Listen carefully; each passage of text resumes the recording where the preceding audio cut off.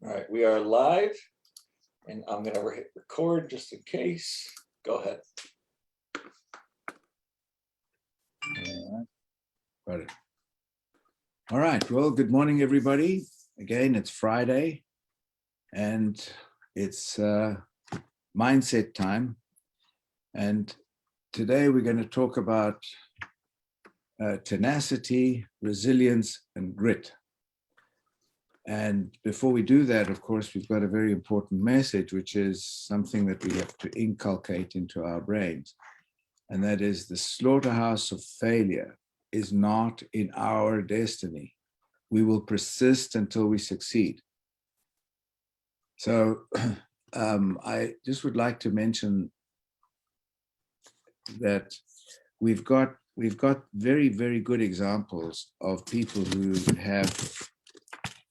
are very, very successful in this business and in any business.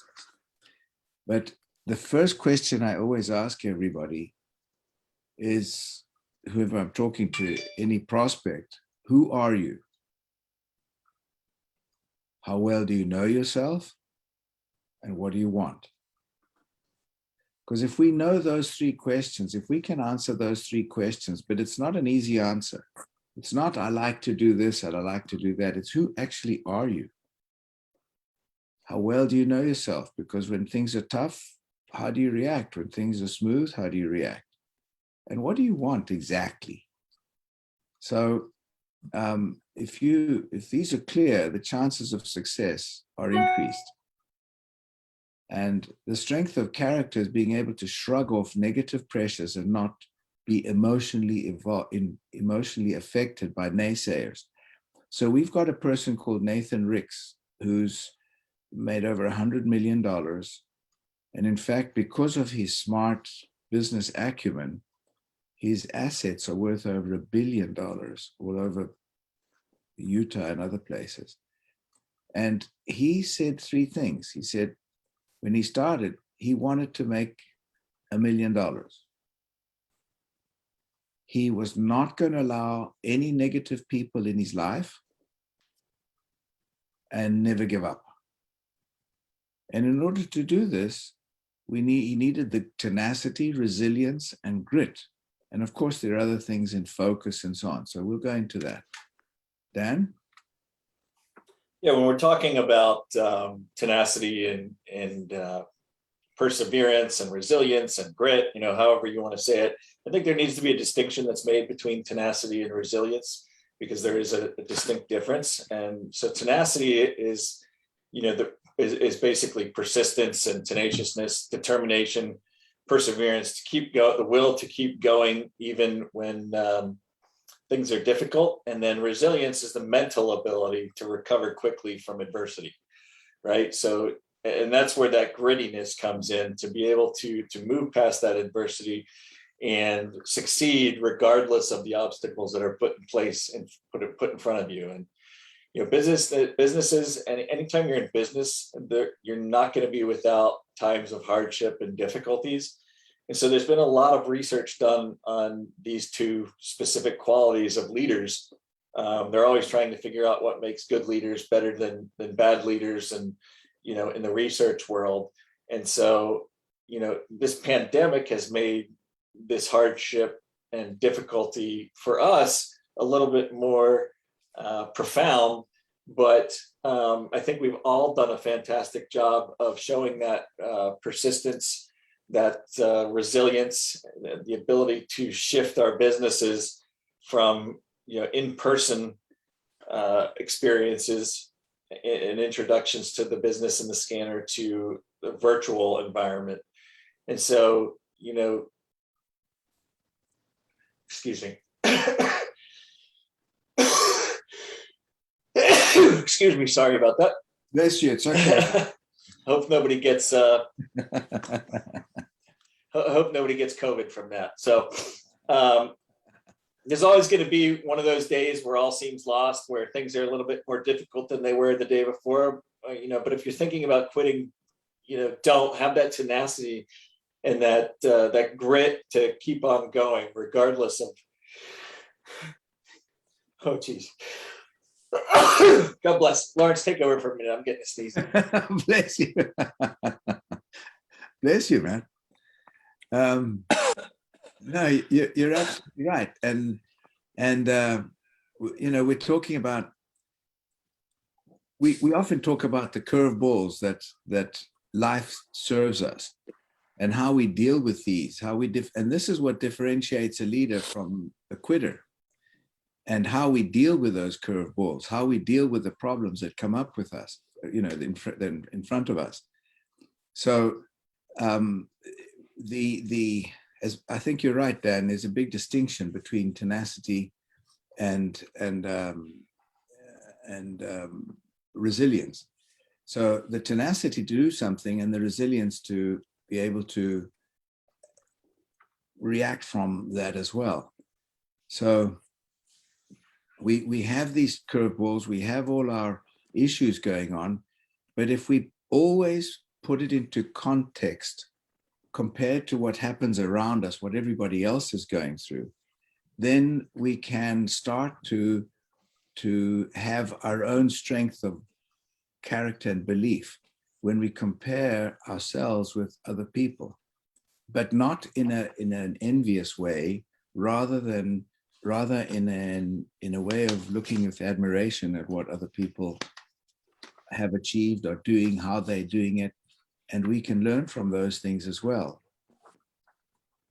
Yeah, you mentioned at the beginning of the call that the seasons are definitely changing, and with the change of seasons in Pennsylvania comes more pollen in the air and allergies, in the spring or fall. So I'm gonna show some resilience and keep fighting through these these sneezes and continue the call. But sometimes when we're faced with this adversity and these obstacles, the best thing to do is not to just keep forging forward. Sometimes it's best to take the time to recharge and get back on your feet, to try things a little bit. Think about what you're doing, how you're doing them, and what you can do that may be different, how you're going to need to pivot to move forward. And we all did that. I mentioned the pandemic. We all did that during the pandemic. And so tenacity and resiliency in the face of adversity, they're the biggest driving forces to succeeding in any industry. If you look at some of those people who are shaping our future or have shaped our future in the past, people like Elon Musk, Steve Jobs, Bill Gates, Ray Kroc, all these people that are instrumental in bringing these new technologies, whether good or we think they're good or they're bad.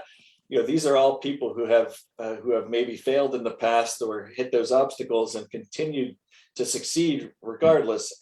Months ago, we talked about a documentary called General Magic.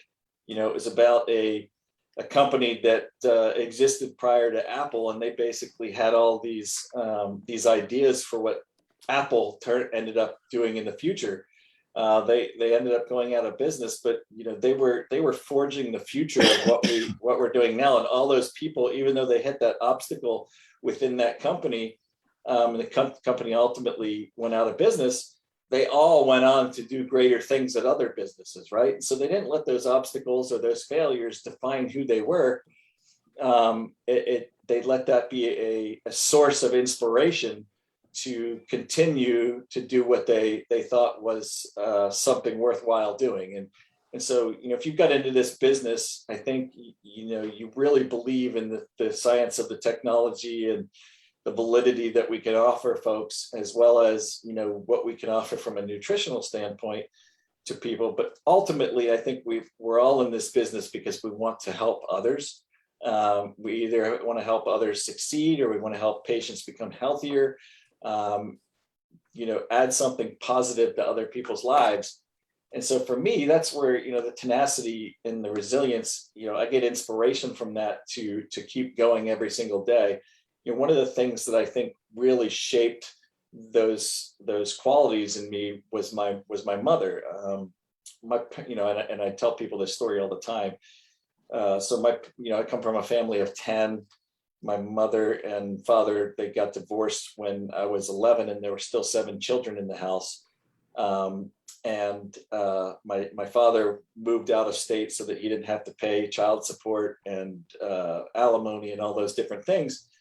But my mom was very resilient in the face of those obstacles. You know, she still had to support 7 children, right? And so she went out, she did what she had to do. She went out and she got multiple jobs. And I remember one of the things that she really did that sticks with me to this day is there was a Wendy's in for those of you who don't know, we have in Hershey, we have a amusement park called Hershey Park. And one of the things that she did was she went to Wendy's because they had these $5 coupons for $5 off admission at Hershey Park. And what she would do on the weekends to raise money is she would stand out on the highway leading to Hershey Park, and she would sell those discount tickets for $2.50, and people would buy them like crazy, right? And so she looked at these obstacles. She had these obstacles in her life, and she figured out a way to move beyond those obstacles to provide for her family. And I think on some level we all need to do, things that we that are kind of outside the box to be successful. And that's one of those qualities I think that's very important in any business, is being able to not go with the rest of the sheep and do what they're doing, but figure out your own path to be successful.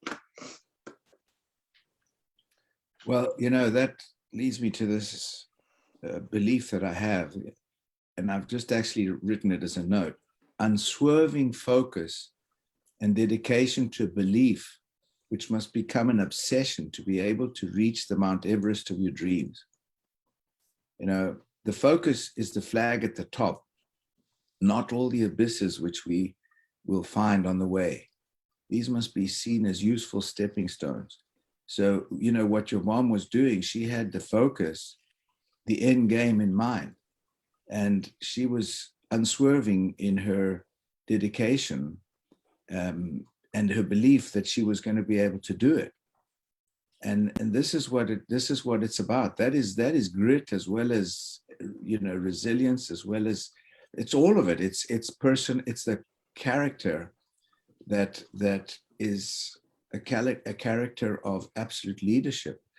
So the book Go for No in some ways is an interpretation of where we look at things that are negative, and each time we look at a no, it's closer to a yes.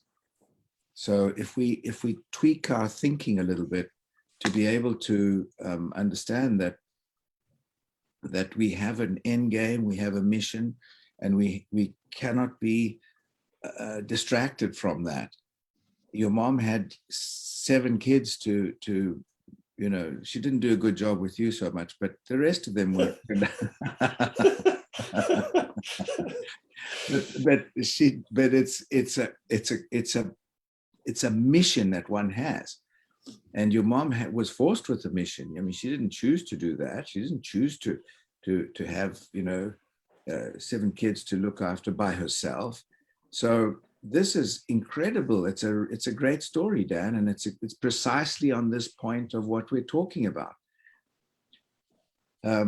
There is one thing that's important that I think also, when we are obsessed with our mission, when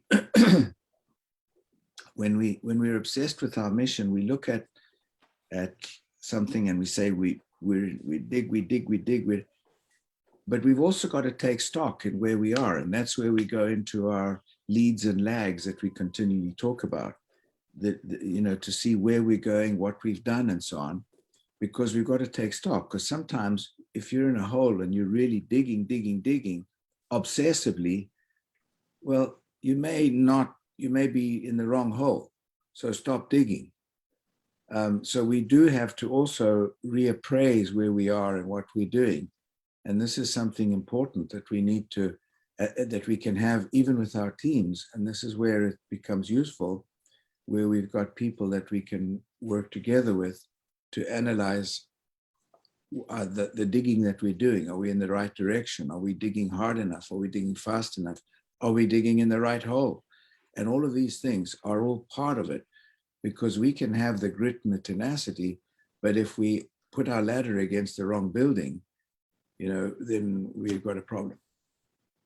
Yeah, interestingly, my mom and I had this conversation a lot about, how we were brought up. And there was three of us, the three youngest were obviously with my mother the longest under those circumstances. And interestingly enough, the three of us ended up, however you want to measure success, the three of us that were there the longest in some of those circumstances ended up being the most successful financially.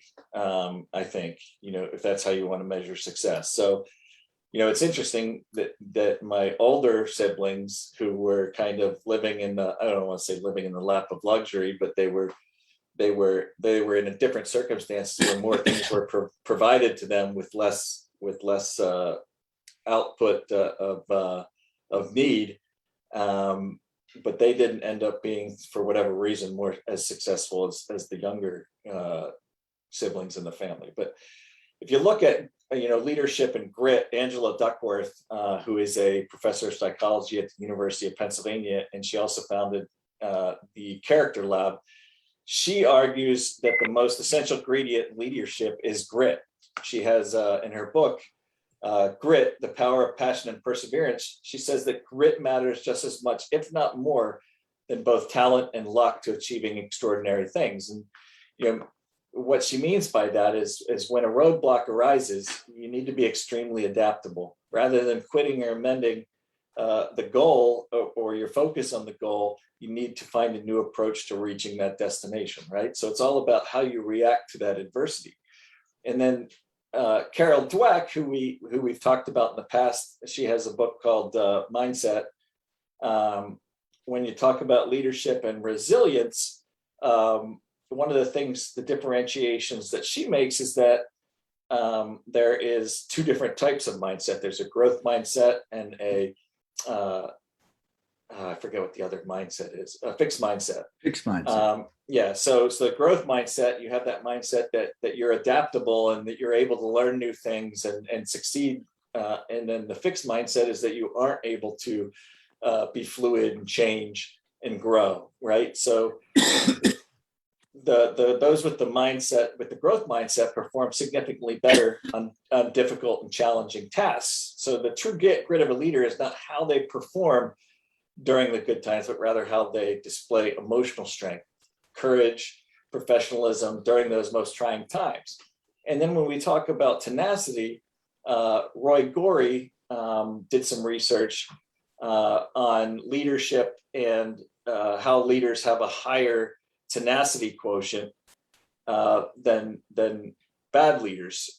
So in a world that's transforming faster than ever, businesses need to be able to adapt and show that tenacity because there's going to be a lot of increasing disruption in the marketplace, and you need to be able to embrace that change and move beyond that change. So leaders are going to be people best equipped to handle those changes, those upheavals, and the inevitable challenges, dead ends, roadblocks, and failures that go along with them, and being able to remain tenacious in the face of those difficulties. So, Dan, there are a couple of things that you said that I totally embrace, and it gives me food for thought. And that is, one of them is the company. Think about Nu Skin, and over the last 36 or 7 years, how it has ridden the storms and turmoils of changing economies and changing rules of engagement, and all the critiques that have come from being a direct sale company, and how many since 1950 something, I believe more than 60,000 direct marketing, multi-level marketing, whatever you want to call it, companies were started, and only I think about 22 ever made it to $100 million a year in sales, and only about 8 ever made it to the stock market, and Nu Skin is one of those. So when we're talking about resilience and tenacity and all of these things, the leadership of the company of which we are all part, I think this is also something that we have, and that we are, lucky to be able to have that. And I also just wanted to mention that, talent and luck, as you mentioned at some time, in my opinion, are toothless attributes without grit. Because it is grit which will feed our obsession to succeed. When we are obsessed with something, we need to have grit to be able to make it succeed. We can be as lucky as hell, but it's not going to work unless we've got the grit. So, along with those things, one of the things that I find fascinating about some companies that are successful over others. So Apple, for instance, they don't ever seem to be on the leading edge of what they're doing with their technology.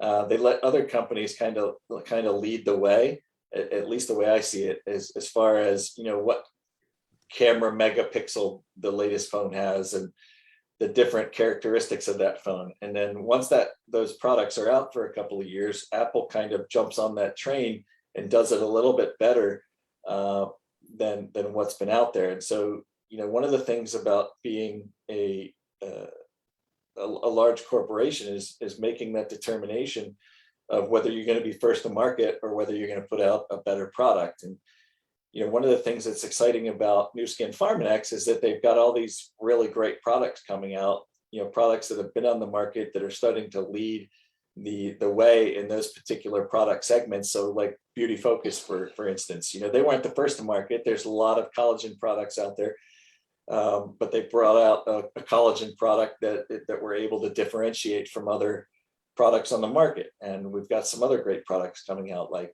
Meta will be out in December. It's a metabolic product. There's lots of metabolic products out there, but we're going to come out with something that's a little bit different and able to differentiate ourselves.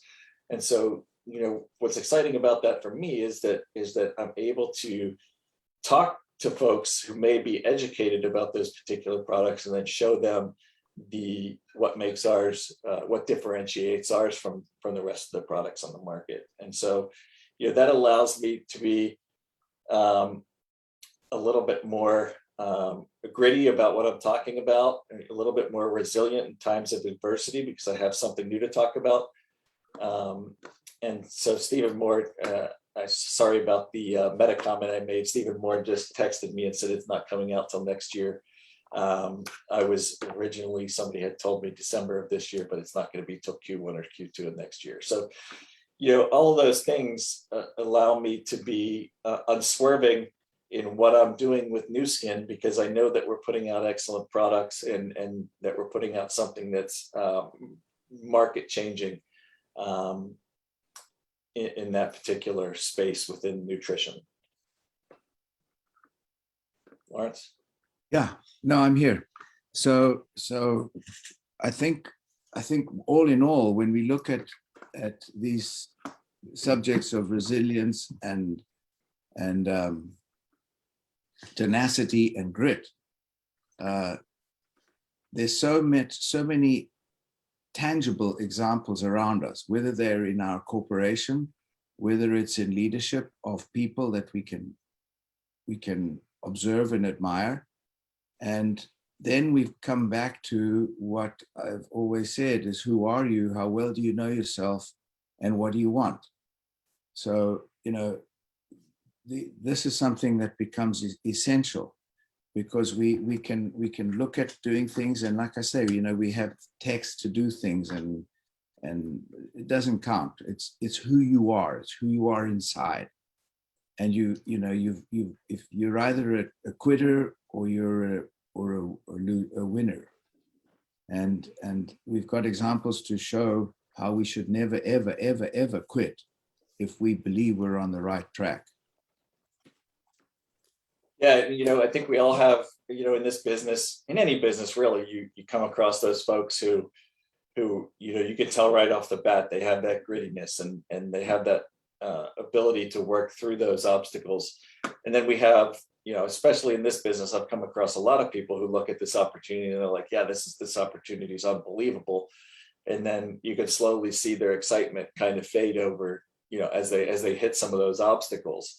But those people, I mean, we have, like Lawrence mentioned, we have those references, people like Ray Kroc and Elon Musk, and people in this business, Nathan Ricks, and the people that are successful in this business are the people that stay with it long term and show that tenacity, that grit, and that resilience, right? They're able to move past those obstacles and be successful despite of those things that are put in front of them, to create that distraction, right? And so, I made a commitment to myself, and I'm sure Lawrence made a commitment to himself and others on this call, that you're going to be successful in this business regardless of those things.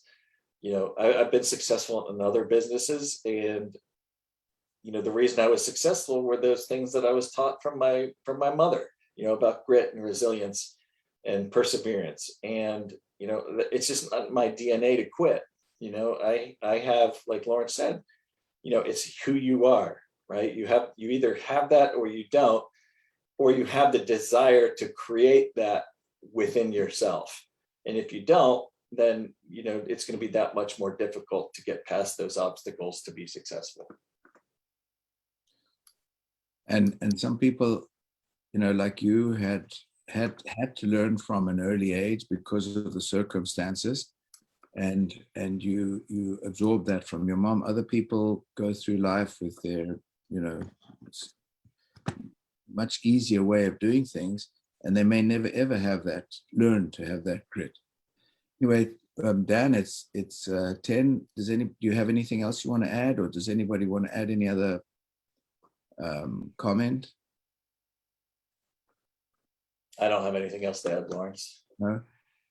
Anybody else? It flew by today. Doesn't seem like it was a half hour. In fact, there's a whole lot of other stuff that we should prolong this particular subject, because it's something that's fertile ground for us to really expand on, and help each individual reflect on his or her own character and personality, because one shoe doesn't fit all. And anyway, this is another subject we can talk about. Anybody else got anything? If not, well, you guys mentioned a lot of great books, and we can read the books, but having these conversations and then taking them with us once we hang up this phone and evaluating ourselves, those 3 questions of yours, Lawrence, just dovetail right into this topic so well. And I myself, it's like, hey, I really want to have more grit, and it's, not necessarily something that comes naturally at all, is it? I think Dan's mother, her grit was developed because of her circumstances, and she did have strong resilience, and that resilience is what led her to develop a tenacity that just would not give up. And if you look at the leaders, all you guys that have made it to the top, just look at one and ask them, did you have any challenges? Tons, right? There's challenges every single day, right? Probably not an hour goes by that there's not a challenge that pops up in any part of any business, any part of running a business, right? There's also always new challenges popping up. For us, the biggest one has been the pandemic, right? And I think all of us on the call have done a fantastic job of pivoting away from what we were used to, what was the norm, what we were comfortable with in our comfort zone, and moving away from that towards something that we could still, how we could still work the business over that this 18-month period of the pandemic so far. Yeah. So, I think one other word that might go with, these 3 is commitment. And that is, we have all this chatter going on around us. And, have we made an absolute sincere commitment to ourselves that we won't quit and that we'll do what it takes to be successful? Without that commitment deep in your soul, it's very hard to deal with all that chatter. Yeah, I think if you haven't made that ultimate commitment, if you haven't had that conversation with yourself, it's much easier to say, I give up, I quit, I'm not going to do this anymore. I'm going to look for the next best thing. Right. But if you make that commitment to yourself, then not only do you have to hold that commitment to others around you who you're leading, but for me, the biggest commitment is making that commitment to myself. Right. And I don't want to let myself down and not be successful because of, small obstacles that were put in my way that some people would see as insurmountable, but they're definitely obstacles that can be overcome. It's all a mindset and how you think about things. And, you can train yourself to think differently. I think we've all come across, I have brothers that, they're unwilling to change any aspect of their life because, they just don't want to change. They don't feel comfortable with change. And so, when you become stagnant like that, it's easy to remain stagnant, not grow. So you have to have an open mind. You have to have a willingness to work, outside your comfort zone and get comfortable with being uncomfortable, right? It's just one of those things in life that if you're uncomfortable and you give up or you quit because you're uncomfortable, it's hard to reach those goals. So you need to get comfortable with being uncomfortable. Yeah, people love to stay in the comfort zone of mediocrity. I had a professor in graduate school. He was an old guy. He'd been a president of Kodak, actually. And he sat back in his chair and looked out at all of us students. And he goes, let me tell you one thing. You're only paid to take care of the problems. And when there are no problems, you have no job. Relish the problems. That's I like that. That's great. Relish the problems. Relish the problems. Yeah, I embrace them. Okay, thanks, guys. It's already 10:07. Appreciate everybody being on, and I think we can create some continuation of this subject because I think it's obviously it's a good subject to talk about. So next Friday. So otherwise, we'll see everybody on Monday morning at 9:30. Wednesday, that is on Scott Bennett's call. Wednesday on Mansi Shah and Kent's call on Wednesdays and ours on Friday. So anybody else got anything to add? Otherwise, thank you guys. Have a really good weekend. Have a great weekend, everybody. Thanks, guys. Take care, everyone. Have a good Thanks. weekend. Have a great Friday. Thank you. Happy Friday. Bye, everybody.